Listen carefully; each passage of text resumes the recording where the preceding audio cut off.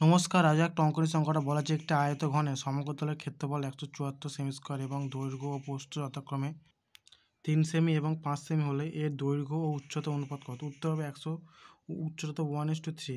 অনেক সময় তোমাদের শুধু উচ্চতা বলতে বের করতে পারলে উচ্চতা বের করতে পারলে হয়। তা প্রথমে আমাদের কী বের করতে হবে? উচ্চতা।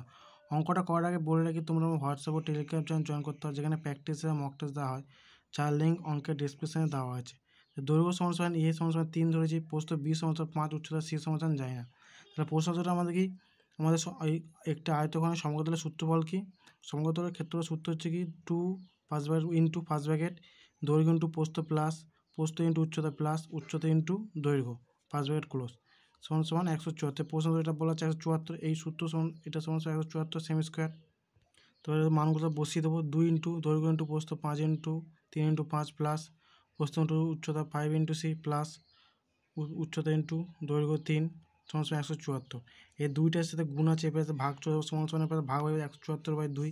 এটা 3 5 15 প্লাস 5c প্লাস 3c। তাহলে এটাকে 15 আর 5 3 8c সমান সমান, এটা ভাগ করলে হবে কত?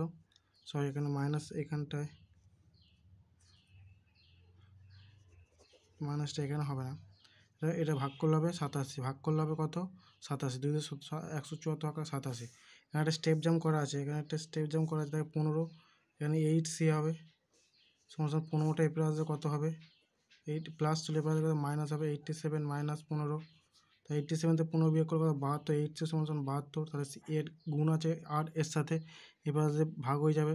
তো 72/8, 8 ভাগ করলে 8 নং 72। সি সমান 72। তোমরা কী পেলাম? উচ্চতা সমান কী পেলাম?